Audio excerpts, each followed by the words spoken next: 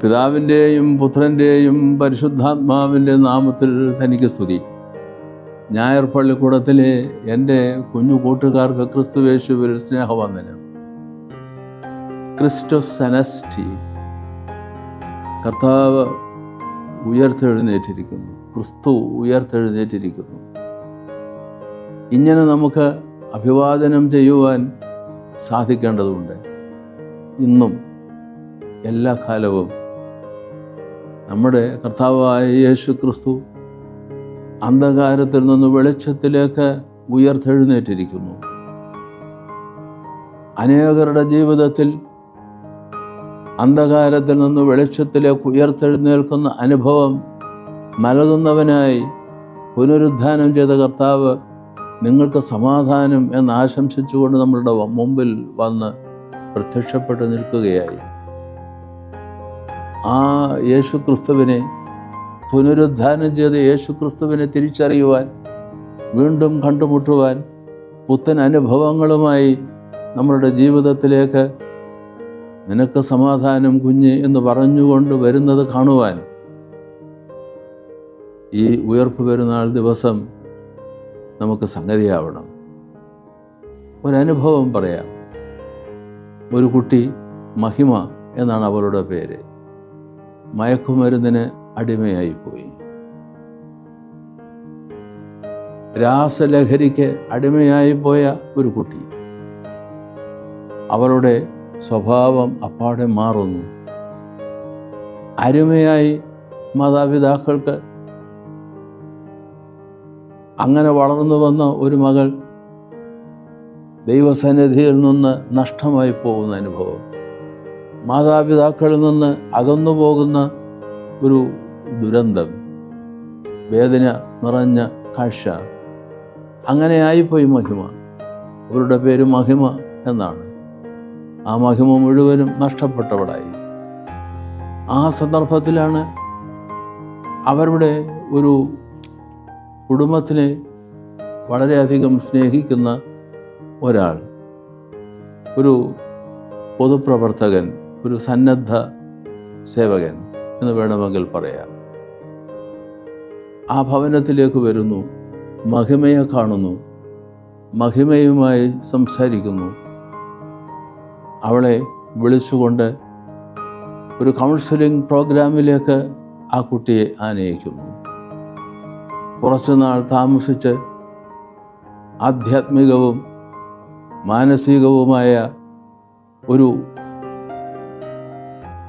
ഒരു പുത്തൻ അനുഭവത്തിലേക്ക് വരുവാൻ പ്രാപ്തയാക്കി തീർക്കും വിധമുള്ള ഒരു കൗൺസിലിംഗ് പ്രോഗ്രാം.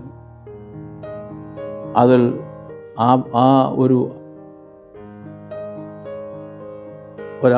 അവസരം അവൾക്ക് 2 ആഴ്ചയിലേക്ക് അങ്ങനെ ഒരു ക്രമീകരണം. അത് പൂർത്തിയാക്കി. എന്നാൽ അവൾ പൂർണ്ണമായും വിമോചിതയായില്ല. സാമൂഹ്യ പ്രവർത്തകൻ എന്ന് ഞാൻ പറഞ്ഞല്ലോ, ജോൺ എന്നാണ്. ജോൺ മഹിമയെ ഉപേക്ഷിക്കുന്നില്ല. മഹിമയുമായി നിരന്തര സമ്പർക്കത്തിലാണ്. മയക്കുമരുന്നിൻ്റെ വല്ലാത്ത ഒരു അടിമത്ത ഭാവം, അതിൽ നിന്ന് അവൾ വിമോചിതയാവുന്നില്ല.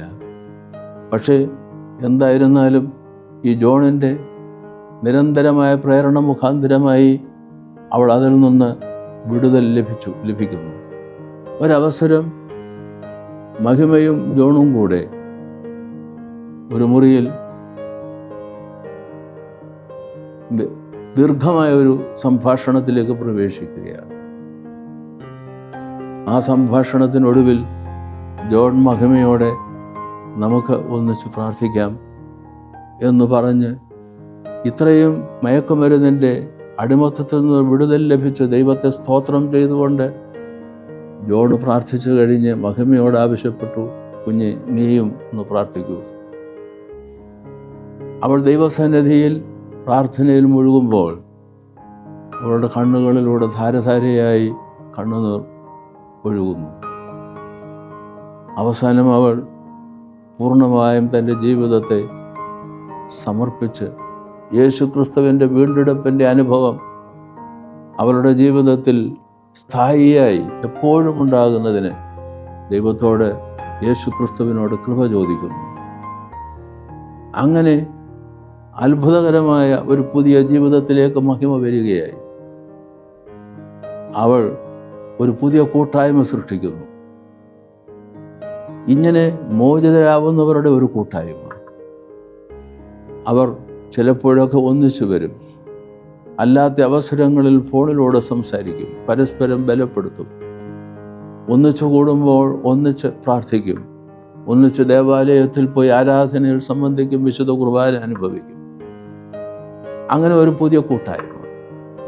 അങ്ങനെ മുമ്പോട്ട് പോകവേ ഒരവസരത്തിൽ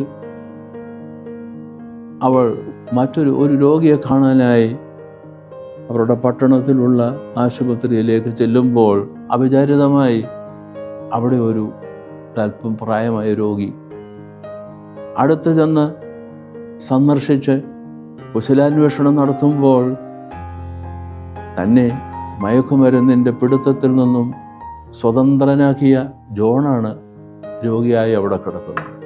അന്വേഷിച്ചു. അപ്പോൾ പറഞ്ഞു, എൻ്റെ 2 കിഡ്നിയും തകരാറിലായിപ്പോയി, രോഗം മുഖാന്തരമായി. ഒരു കിഡ്നി മാറ്റുന്നതിനാവശ്യമായ തയ്യാറെടുപ്പിലാണ്, പക്ഷേ അത് കണ്ടെത്താൻ കഴിഞ്ഞിട്ടില്ല. അവളുടെ വീട്ടിലേക്ക് മടങ്ങി ദൈവതിരുസന്നിധിയിൽ മുഴങ്കാലുകൾ മടക്കി ദൈവത്തോട് ആലോചന ചോദിച്ചു.